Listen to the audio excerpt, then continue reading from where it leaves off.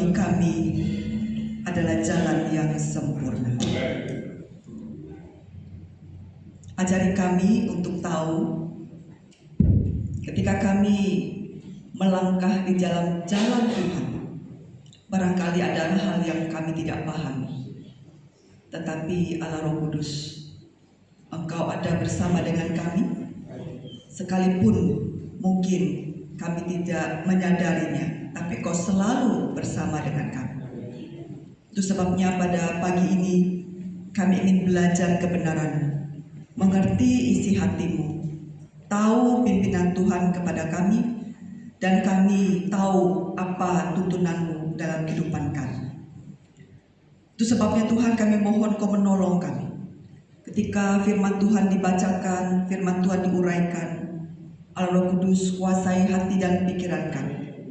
Berkenanlah berbicara kepada setiap kami, sehingga dalam pergumulan kami masing-masing, kami mengerti isi hati Tuhan, dan kami kuat di dalam-Mu, dan kami melakukan tepat seperti yang Kau kehendaki.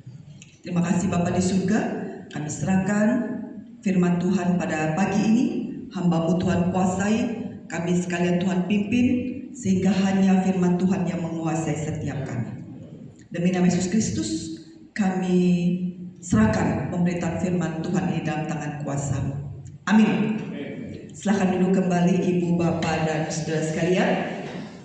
Sekali lagi saya mengucapkan terima kasih atas undangan pelayanan kepada Bapak Gembala, Pak Rudi, dan Bu Agnes yang sudah mempertemukan kita di tempat ini kembali ya. Kita sama-sama akan belajar firman Tuhan. Tema pada pagi ini adalah kita belajar tema yaitu tetap berbuah di setiap musim kehidupan.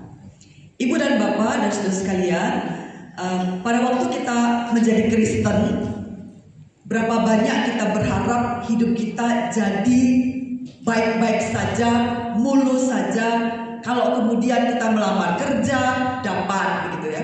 Kemudian kita bekerja, dapat bonus yang tinggi. Kita bekerja, diberikan kemudian jabatan yang tinggi misalnya. Atau kalau kita menikah, punya anak. Jadi dalam pikiran kita, waktu kita percaya pada Tuhan, maka semuanya seharusnya baik-baik saja, seperti yang normal-normal saja. Kalau menikah, punya anak, bekerja, tidak kena PHK, gaji tinggi dan sebagainya. Tapi Ibu Bapak, apakah kehidupan sebagai orang Kristen selalu begitu? Enggak ya. Ada yang sakit, didoakan, sampai keluarga doa puasa, sembuh nggak? Enggak. Ya toh, kenyataannya begitu kan? Ada yang sembuh, ada yang enggak, kan begitu. Waktu bekerja, kemudian berdoa supaya suami dapat kerja, apakah begitu cepat suami dapat kerja? Enggak. Ada yang cepat, ada yang enggak, begitu kan? Lalu kemudian pada waktu kita berharap ikut Kristus, anak kita baik-baik saja, kita doakan tiap hari, kita minta pimpinan Tuhan, ada aja anak yang bermasalah, tapi juga ada anak yang tidak. Betul Ibu Bapak? Mengalami itu kan? Lalu kita berpikir, jadi ikut Tuhan ini bagaimana? Begitu. Ikut Tuhan ini harusnya seperti apa? Ikut Tuhan ini apa yang sebenarnya Tuhan ingin untuk kita lakukan? Nah pagi ini kita akan belajar Ibu Bapak melihat bagaimana bahwa kehidupan Kristen itu tidak selalu mulus. Kehidupan kekristenan itu ada batu-batu kerikil, batu-batu besar, ada jurang mungkin di sekitar kita, bahkan mungkin kita masuk ke dalam jurang. Lalu bagaimana? Itu kan yang kita butuh pimpinan Tuhan ya dalam kehidupan kita, karena itulah realitas kehidupan. Ini dengarnya ada beberapa perusahaan mau PHK, ya enggak? Nah itu berarti ada kemungkinan bertambah lagi ya pengangguran. Kemudian masa depan kita bagaimana? Kan begitu kan? Ada yang kita pikirkan, ada yang kita gumulkan di dalam Tuhan. Nah mari kita lihat Ibu Bapak dan saudara sekalian, bagaimana kita belajar firman Tuhan mengajarkan kepada umatnya, kepada bangsa Israel, di dalam Mazmur pasal 92 ayat 13 sampai dengan ayat yang ke-16. Saya mengajak kita untuk membaca di dalam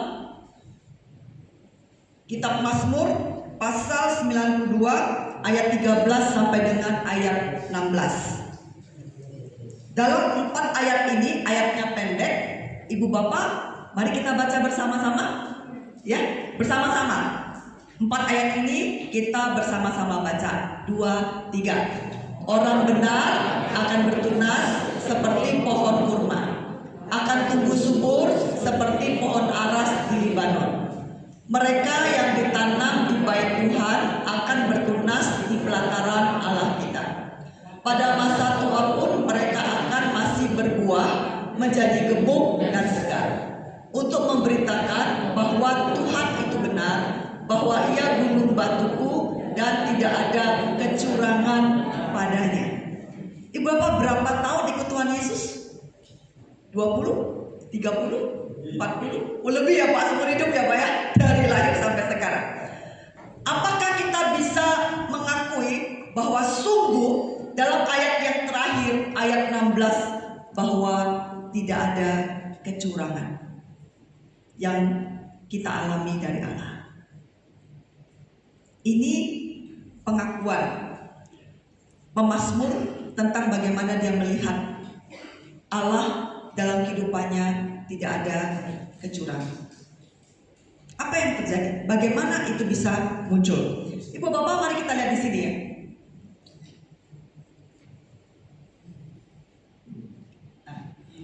Di sana dikatakan orang benar akan bertunas seperti pohon kurma. Yang namanya bertunas seperti pohon kurma itu seperti apa sih? Ini yang dimunculkan. Kurma itu hidup di mana Ibu Bapak? Tempat yang panas ya. Di tempat-tempat yang sulit.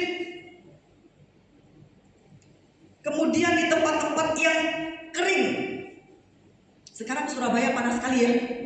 Waduh, nggak tahan kita. Ini di mobil kayaknya sudah, waduh, luar biasa ya. Ini belum di padang gurun ya. Belum di tempat kering kerontang. Belum di tempat yang suhunya 40 derajat lebih. Kan begitu ya. Kita sudah merasa tidak nyaman. Kita sudah merasa tidak seperti biasanya ya, tidak nyaman. Nah, di sini dikatakan pohon kurma itu, ini pohon yang tinggi, pohon yang tahan panas, dan pohon yang lentur. Lentur itu artinya dia bisa mengikuti, bisa adaptasi, bisa kemudian ikut jika angin kencang atau kemudian apa, dia bisa ikut tapi tidak patah, lentur, kan begitu kan? Ibu bapak ini kalau dalam kehidupan termasuk orang yang lentur atau orang yang kaku? Nanti saya tidak tanya ke bapak ibu gembala kok ya. Ada orang yang kaku ya, tidak kenean, betul tidak? Waduh, ada yang ketawa, mohon maaf Pak. Tidak kenean. Pokoknya ini ya ini, gak bisa. Ya Tuhan kok begini ya begini, gak bisa. Pokoknya harus begini, gak kenean. Bapak, kalau tipe seperti itu, sulit gak belajar firman Tuhan? Sulit. Sulit gak dia keluarkan tunas? Sulit. Kena dikit langsung ngamuk. Gitu, gak kenean, ngamuk. Orang seperti ini sulit untuk bisa berbuah, betul ya? Nah, lalu bagaimana? Apa yang terjadi sampai yang kaku tadi, yang gak kenean tadi, itu bisa lentur? Disitulah pentingnya kita dengan rendah hati, terbuka, Tuhan mau apa? Begitu kan? Tuhan sedang pimpin kemana. Jadi jangan mau dulu. Reaksi pertama bukan marah dulu. Reaksi pertama adalah tanya dulu ke Tuhan. Tuhan, ini Tuhan sedang melakukan apa? Nah, dalam pergumulan itu hati kita jadi lebih lapang. Betul gak Ibu Bapak? Hati kita lebih tenang, lebih bisa terima karena kita belajar apa yang Tuhan sedang pimpin dalam kehidupan kita. Jadi dikatakan bertunas seperti pohon kurma ini. Pohon kurma ini lentur, tahan panas, dan dia tinggi ya, tinggi. Sehingga dia dengan tinggi itu dia lebih bisa kena angin itu di pendek atau tinggi Bu Bapak? Tinggi ya. Semakin tinggi kan semakin kena angin ya. Semakin ke bawah itu kan dia semakin kena panas kalau dia ada tanam di tempat panas ya. Tinggi. Maka dalam kehidupan kita, kalau kita mau bertunas seperti pohon kurma yang Tuhan izinkan kita ditempatkan di tanah yang kering barangkali, pada posisi itu kita perlu lentur dan kita perlu tinggi untuk melihat angin surga, melihat bagaimana Tuhan memimpin kita. Kemudian akarnya sangat dalam. Mengapa si pohon kurma ini bisa bertunas? Karena kalau dia semakin tinggi itu kan perlu semakin akar yang dalam, betul nggak? Kalau dia tinggi, akarnya tidak dalam, kena angin kencang, tumbang. Nah ini pohon-pohon ini sudah pada diremajakan ya di beberapa tempat. Bu Bapak tadi sepanjang jalan dari HR Muhammad terus sampai di sini itu separuh jalan ditutup. Ibu Bapak ada yang ngalami nggak? Ya, jadi separuh jalan ditutup. Saya mau biasa sok kan gitu kan? Nggak bisa, harus sabar nunggu gitu ya. Waduh, saya bilang ini ya, nggak bisa. Nah, jadi ini kalau pohon yang tinggi dia perlu akar yang dalam. Si kurma ini dia bisa sampai 25 meter panjangnya dan ke dalamnya dia akarnya itu bisa menjangkau sampai 6 meter. Dalam ya, 6 meter ya. Bayangkan kayak masuk ke sana. Kemudian dalam kondisi seperti itu, kurma ini tetap bisa menghasilkan buah yang manis dan bergizi. Betul kan? Orang yang lapar atau orang yang puasa panjang begitu biasanya makan kurma atau minum air kurma, ya kan? Karena itu buah yang bergizi. Dan pohon kurma ini bisa terus berbuah selama puluhan tahun. Keren ya? Ini yang dicontohkan. Mengapa pemazmur memilih pohon kurma? Jadi orang Kristen, umat Allah itu adalah jadilah pohon kurma. Kalau kamu mau berbuah, kalau kamu bertunas dengan baik, jadilah pohon kurma, di mana dia dalam akarnya, dia juga tinggi supaya kena angin, dan dia kemudian terus ya bisa menghasilkan buah sekalipun dia dalam kondisi ditempatkan di tanah yang kering. Lalu kemudian firman Tuhan bilang lagi apa?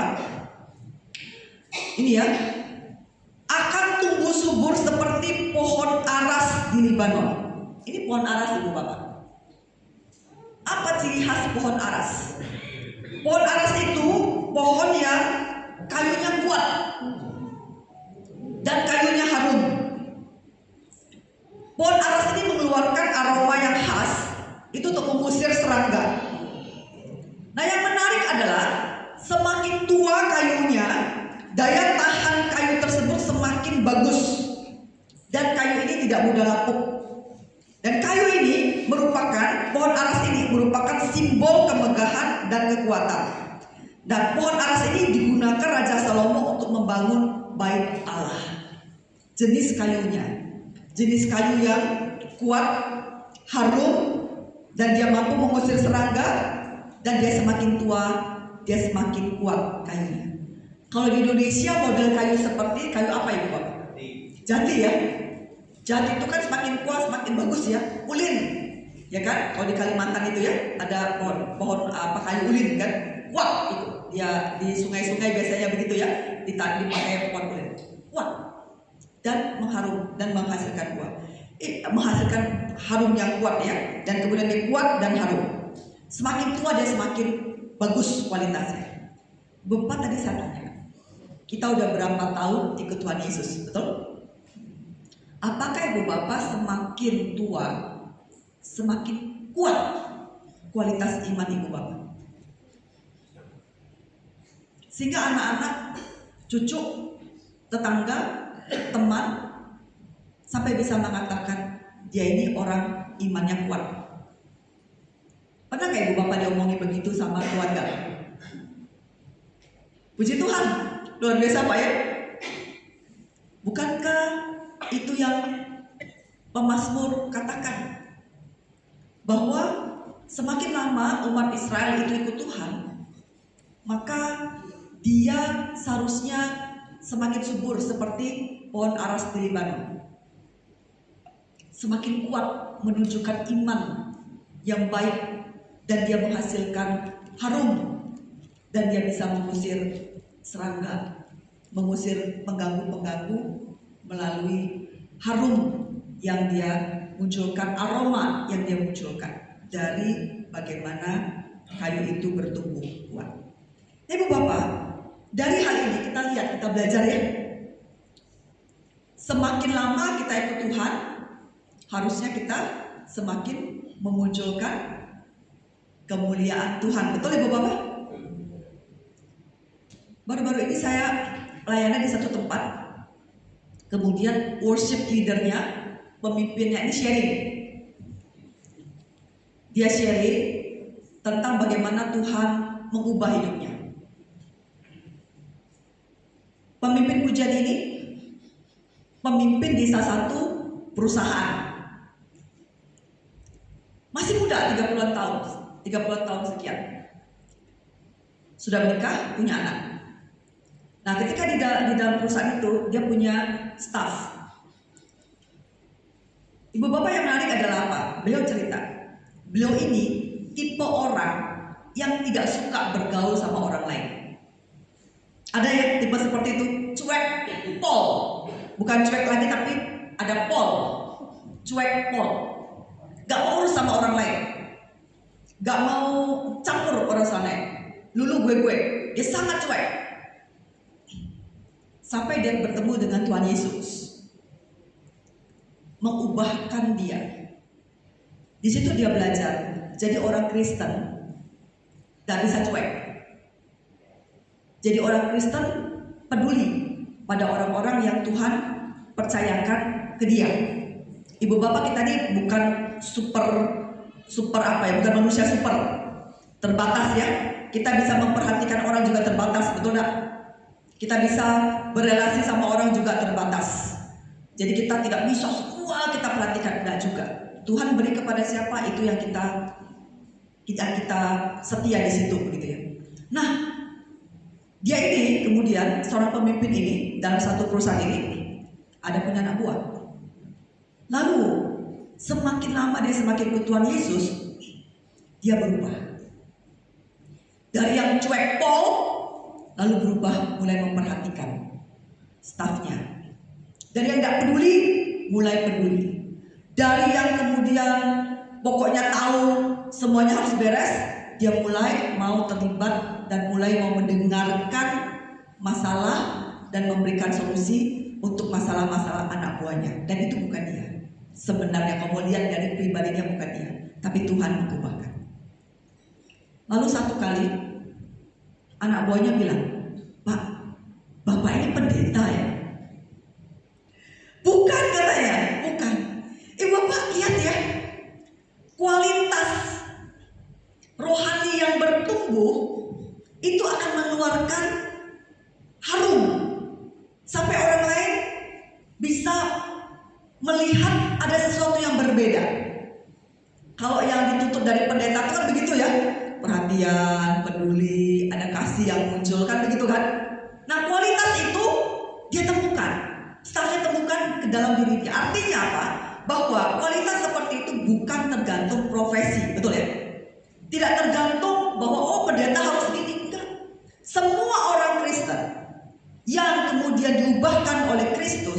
dia harusnya mengeluarkan atau mempunyai ciri yang demikian, yang seperti yang disebutkan oleh pemazmur bahwa dia punya ciri dalam kondisi yang sulit, dalam kondisi yang ditempatkan di tempat yang kering, dia tetap bisa berbuah manis, tapi juga dia bisa seperti pohon aras yang mengeluarkan bau yang harum. Betul kan? Mari kita lihat contohnya, Ibu Bapak.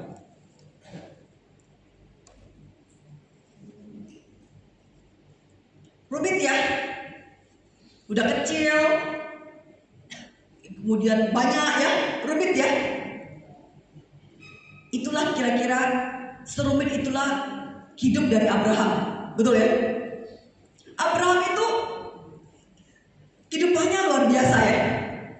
Ini kita contoh nih, bagaimana Abraham itu menjadi ciri dari figur yang bisa mengeluarkan buah manis di tempat yang sulit, tapi juga dia mengeluarkan bau yang harum seperti pohon kurma dan seperti pohon aras. Kita lihat kehidupan Abraham. Ibu Bapak, dari kehidupan Abraham ini kita lihat, dia dipanggil pada usia bukan usia muda. Allah panggil Abraham ini keluar dari tanah Ur itu pada usia 75 tahun. Kok Tuhan tidak panggil usia muda saja? Kita pikir gitu ya.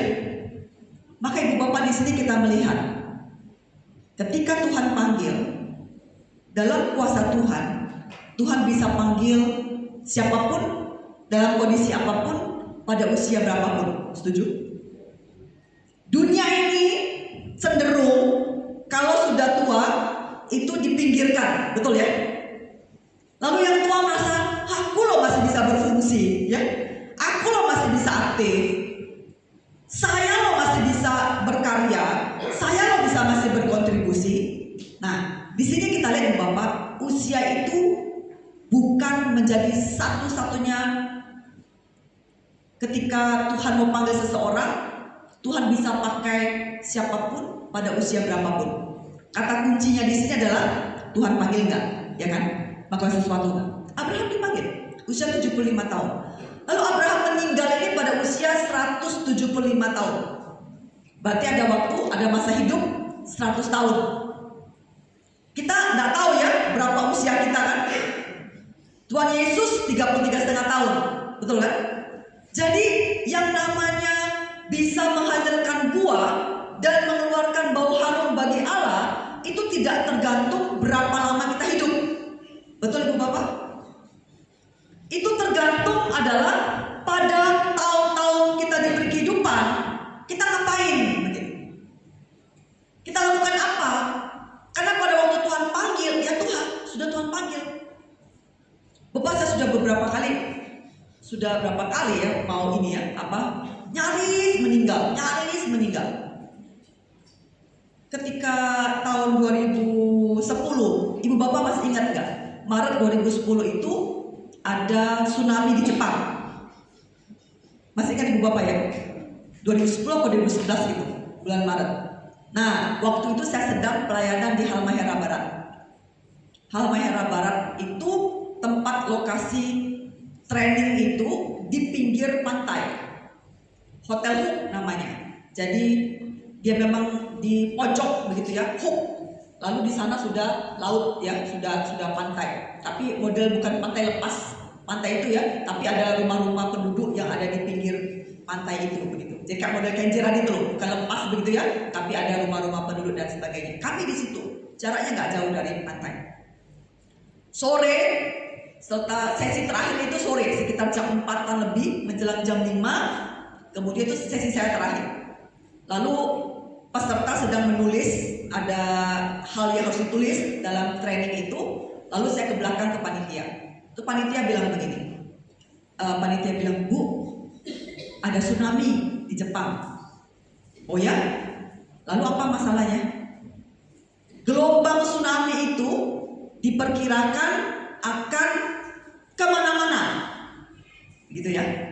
Nah, dalam percakapan itu kemudian ada satu panitia baru pulang fotokopi dari luar, datang ke kami ikut nimbrung, lalu berkata demikian, iya, orang-orang yang di pinggir pantai itu sudah mengungsi pindah pergi ke tempat yang lebih tinggi. Lalu sudah begitu, gak lama kemudian suami salah satu peserta itu adalah tim SAR, tim yang itu loh, bantuan itu ya, tim SAR itu ya, datang lalu ngomong ke istrinya, lalu kemudian suruh pulang gitu. Terus ini kan berarti sudah gawat, betul ya Ibu Bapak? Kemudian saya beritahu pada peserta kondisinya, panitia juga, bagaimana kita hentikan sesi ini, training ini, lalu kemudian silakan pulang untuk membereskan urusannya masing-masing dan keluarganya gitu. Ibu Bapak tahu nggak apa yang terjadi dengan peserta? Mereka menolak pulang. Tanggung Bu, lanjutin aja. Kebayang nggak ada seperti itu ya? Kalau kita ada semburat kali ya, dan kemana-mana ya, tanggung. Ya sudah, karena peserta minta itu kan dari berbagai macam kota ya datang ya. Ya sudah, kemudian tetap dilanjutkan sampai selesai. Nah Ibu Bapak, di situ ya, di situ setelah selesai sesi itu ada perjamuan kudus. Acara itu, training itu ditutup dengan perjamuan kudus. Wah itu terasa sekali ya. Sepertinya Tuhan terima kasih. Jangan-jangan ini perjamuan kudus terakhir ya. Sepertinya Tuhan terima kasih, berarti saya sebelum meninggal Tuhan izinkan untuk menikmati kembali persekutuan dengan tubuh dan darah Kristus seperti perjamuan kudus terakhir. Nah Ibu Bapak, di momen itu, wah, kan sudah mau mati semua ya. Karena gelombang itu katanya akan tiba di Halmahera, tiba di mana lagi beberapa tempat ya di kota Indonesia itu yang di pinggir pantai, pokoknya itu ada beberapa daerah kena termasuk di Halmahera Barat itu. Lalu kemudian Ibu Bapak ya, momen ketika kita tahu semua itu akan mati dan kita menikmati perjamuan kudus, maka Ibu Bapak rasanya nih ya, kalau Ibu Bapak mau tahu rasanya mau mati nih ya, itu bisa seperti penuh dengan kasih mesra, penuh dengan kasih kepada orang-orang sesama yang seperjuangan mau mati juga kan gitu kan? Bagaimana? Jadi ngomongnya tuh beda. Oh iya, oh seperti itu ya ngomongnya demikian karena mau mati. Kemudian saya waktu itu masih belum ada SMS, waktu itu masih belum ada sekarang ini kayak WA ada, masih menggunakan BBM. Ibu Bapak masih ingat? Yaitu ya BBM itu ya. Nah saya coba pamitan sama keluarga saya coba connect sama keluarga saya dan mengatakan pamit ke keluarga saya. Ibu Bapak tahu apa yang terjadi? Sinyalnya tidak ada. Sinyalnya antara ada dan tiada, sehingga pesan itu, message itu tidak tersampaikan kepada keluarga. Silang, nggak bisa. Terus saya bilang gini, Tuhan mau pamitan pun nggak bisa. Ya apalagi? Kemudian kita ngikutin ya berita itu di TV sambil berdoa, liatin bagaimana perkembangannya. Kita sudah pakai baju, saya sudah pakai baju ketat sekali supaya apa? Di tali pinggang ini kenceng, baju yang ini gitu. Kenapa? Kalau ditemukan meninggal tetap sopan, kan gitu ya? Supaya enggak buyar gitu, jadi tetap sebagai itu. Sampai ke situ tuh Ibu Bapak dipikirkan, mempersiapkan kematian itu. Nah kemudian ikut sama Tuhan, kalau sudah waktunya meninggal, ya sudah meninggal. Puji Tuhan, sudah selesai waktunya ya. Lalu lewat bergerak jam 7-an sudah selesai, kemudian 7:30 dan sebagainya. Ada pengumuman dari BMKG bahwa gelombang tsunami dari Jepang itu ketika menuju ke Indonesia ini, perairan Indonesia itu semakin lama semakin mengecil, sehingga potensi tsunami beberapa kota itu dianggap sudah aman, tidak lagi masalah. Itu sebabnya saya ada di tempat Ibu Bapak di sini bertemu Ibu Bapak. Kalau nggak saya bisa. Dan saya percaya itu berarti apa? Kalau Tuhan masih kasih kesempatan, itu berarti adalah bagaimana kita bisa berbuat bagi Tuhan. Ibu Bapak tahu nggak? Ketika selesai itu ya, malam itu kami keliling di tempat itu. Kami mau tahu ini sama panitia lokal. Kami pengen tahu itu masyarakat itu mengungsi dari daerah pinggir pantai itu kemana? Ternyata lokasi itu Ibu Bapak tidak ada yang gunung tinggi sekali, tidak ada.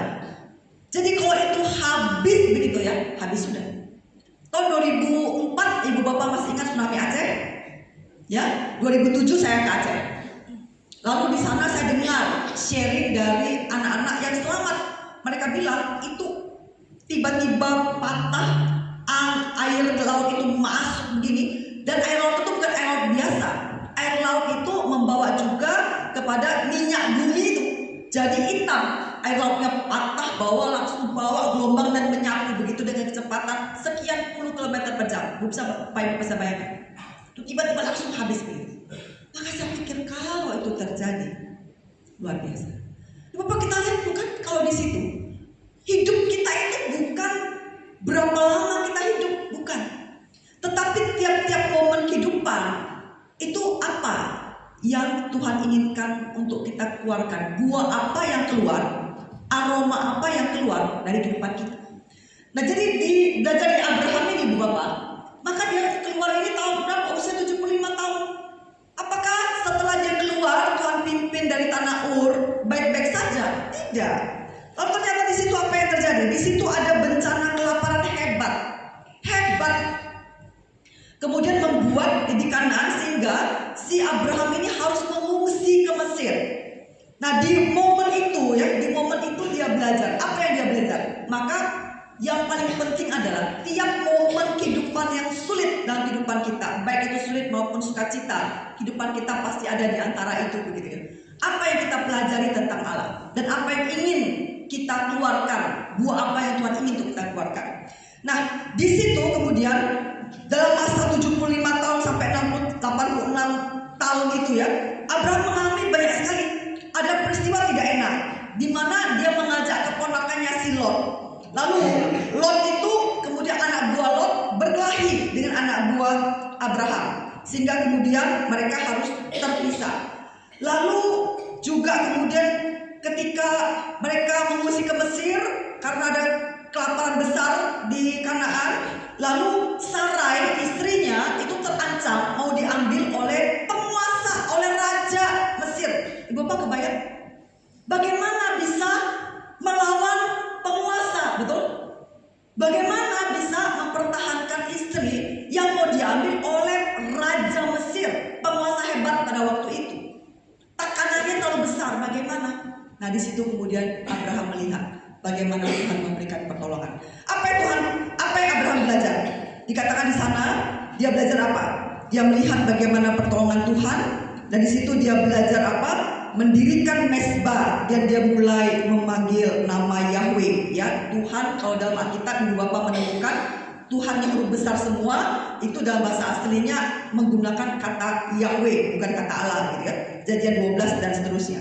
Di situ Allah memberikan janji, Allah kemudian menolong Abraham ini. Lalu persoalan berikut muncul. Sudah dipanggil begitu, dia nggak punya anak, nggak punya keturunan. Bagi bangsa Israel atau bagi zaman itu, punya keturunan itu sangat penting. Keturunan laki-laki yang bisa membawa nama, membawa ini ya, mewariskan seluruh dari kebanggaan keluarga. Lalu tidak ada keturunan. Allah memang berjanji bahwa Allah akan menjadikan keturunannya banyak. Nah, Ibu Bapak lihat, rencana Allah yang baik, biarkanlah itu dijalankan dalam rencana Allah. Jangan kita ikut campur dalam melaksanakan rencana Allah itu. Contoh Abraham ini, Allah berjanji dia punya keturunan yang banyak. Lalu untuk menggenapi janji Allah itu dia menggunakan caranya sendiri. Oke, Sarah mandul, gak bisa punya anak, sekarang sudah tua. Baiklah, kita gunakan tradisi pada zaman itu, yaitu apa? Mengambil budak, lalu si tuannya nanti kalau budak itu melahirkan anak, maka anak itu akan dianggap sebagai anak tuannya. Maka itu tradisi yang umum pada waktu itu, adat istiadat yang umum. Lalu itu dilakukan oleh Abraham, sehingga muncullah masalah sampai dengan sekarang. Kan begitu Ibu Bapak ya? Nah, jadi dia mau melakukan hal yang baik, tapi dengan cara menurut jalannya sendiri menimbulkan masalah baru. Nah, lalu di situ kemudian dia melihat, dia belajar apa? Allah bilang bukan, yang menjadi keturunanmu nanti bukan dari keturunan Hagar, yang menjadi keturunanmu nanti adalah dari Sarah, bukan Hagar. Maka di situ Abraham belajar, apakah yang mustahil bagi Allah? Kalau Allah berencana, apakah yang mustahil bagi Allah? Maka yang perlu dipastikan adalah apakah kita hidup di dalam jalan Allah, apakah kita hidup di dalam rencana Allah, apakah kita mengikuti jalan demi jalan yang Allah buka. Bagaimana tahunya? Ini pergumulan pribadi dengan Tuhan. Tuhan buka apa? Apakah itu memang sesuatu yang benar, adil, kudus, suci di hadapan Allah, atau menurut kita, menurut budaya, menurut tradisi, menurut kebiasaan. Apakah itu adalah dari Tuhan? Apakah berdasarkan tradisi atau kebiasaan manusia lakukan? Nah, lalu apa lagi Bapak? Terus ya, di sana kemudian dia belajar. Ada peristiwanya berhenti tidak? Ada peristiwa Sodom dan Gomora. Kemudian ada lalu masalah apa? Hagar dan Ismail diusir. Ismail ini kan anak pertama bagi Abraham, betul Bu Bapak? Anak laki pertamanya kan? Tapi bukan itu yang Allah janjikan, bukan? Tapi itu anak laki pertamanya, dan itu harus diusir karena ada masalah, betul. Dan betapa menyakitkan itu bagi seorang ayah yang punya anak laki pertama harus diusir, itu menyakitkan, betul ya Bapak-bapak ya? Ya toh. Tapi itu yang terjadi. Nah, apa yang Abraham pelajari di situ? Kemudian di situ yang kita lihat Tuhan, dan tinggal satu-satunya anak Ishak yang dijanjikan pun itu harus dikorbankan. Lalu bagaimana dia harus belajar? Di situ kemudian Abraham belajar bahwa apa? Di sini ya, yang bagian bawah ini Bu Bapak ya, yang bagian di sini. Di sini dia Abraham belajar dari seluruh perjalanan ini. Dia mengalami kematian Sarah, dia mencarikan istri untuk Ishak, lalu mengambil Ketura menjadi istri yang ketiga ya. Ibu Bapak, ini Abraham itu punya 3 istri ya. Pertama Sarah, kedua Hagar, ketiga Ketura. Ketika Sarah mati, kemudian ada namanya Ketura ini. Lalu di sini kemudian dia meninggal pada usia 175 tahun. Nah, disinilah yang kata di sini, inilah dimana Abraham belajar siapa Allah, mengenal Allah, dan apa yang Allah lakukan dalam kehidupannya. Dia mendirikan mezbah, lalu dia belajar apakah ada sesuatu yang mustahil bagi Allah. Lalu dia tahu bahwa Allah mengenal Abraham sedalam-dalamnya. Kemudian dalam kehidupannya Tuhan Allah yang akan menyediakan. Ibu Bapak, lalu bagaimana?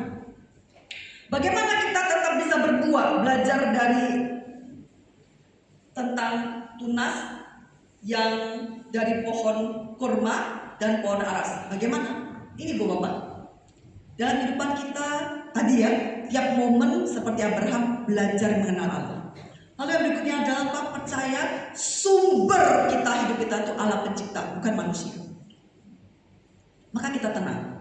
Kalau ada masalah apapun, Allah pencipta langit dan bumi dan segala yang ada di dalamnya, itulah Allah yang kita percaya di dalam Tuhan Yesus.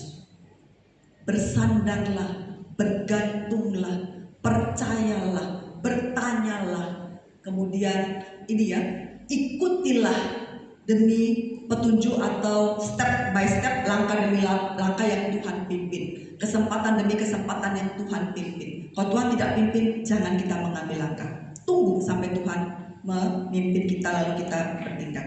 Kemudian yang berikutnya Pak, setelah mengenal Allah yang demikian, maka mengenal dan mempercayakan hidup kita kepada Allah.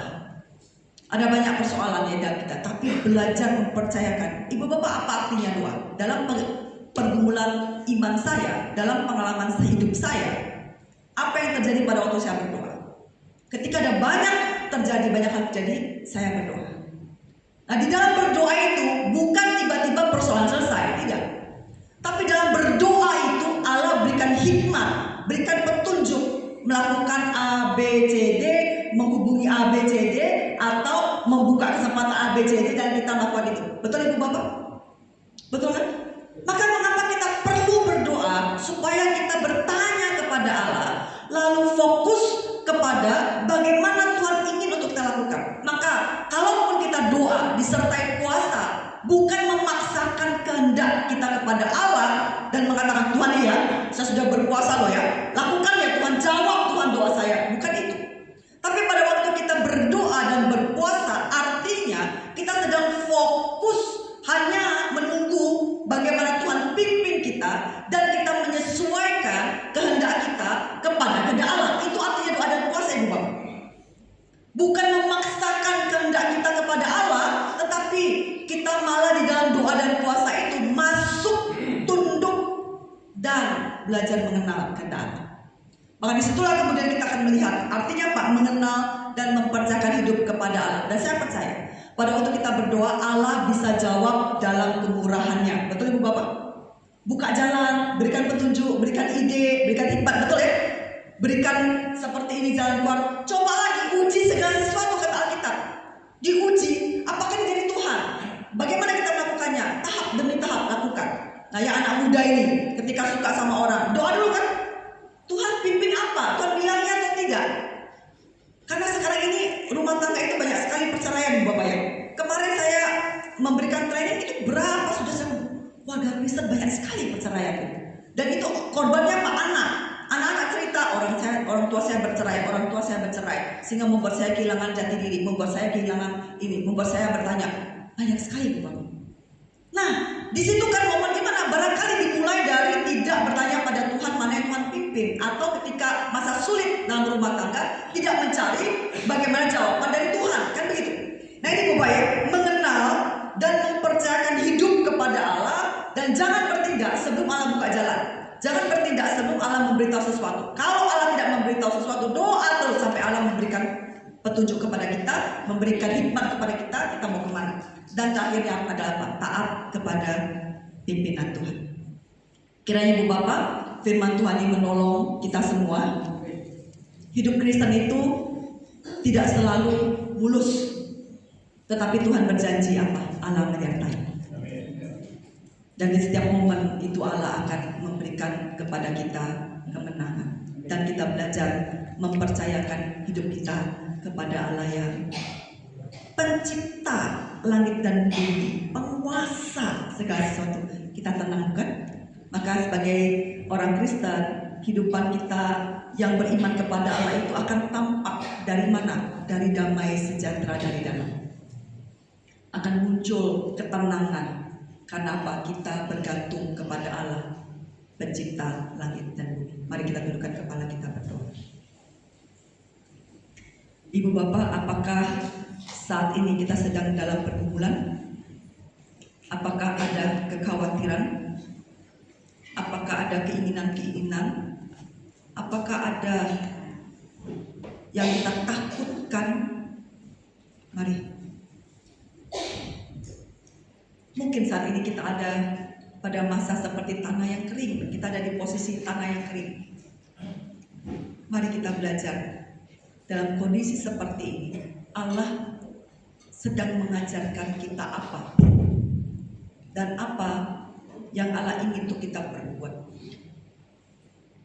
Silakan doakan kepada Tuhan. Apakah ada seseorang yang mengganggu kita mungkin? Apakah ada harapan-harapan kita, ketakutan, kekhawatiran kita?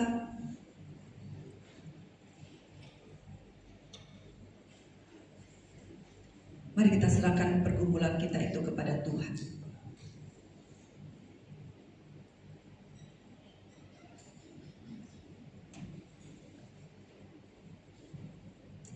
Pada waktu kita berbuah, pada waktu kita mengeluarkan bau yang harum,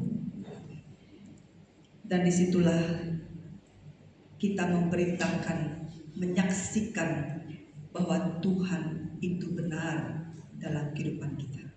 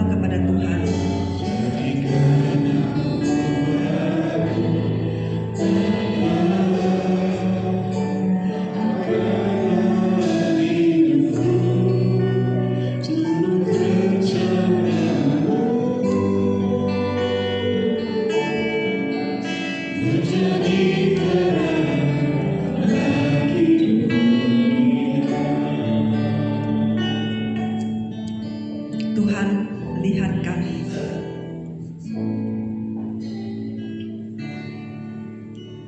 Apakah kami sudah berbuah selebat seperti yang Kau kehendaki? Lihat kami Tuhan. Apakah kami sudah mengeluarkan bau yang harum seperti yang Kau kehendaki? Kami sudah mengikut Engkau. Ada yang berpuluh-puluh tahun. Tuhan, selidiki kami.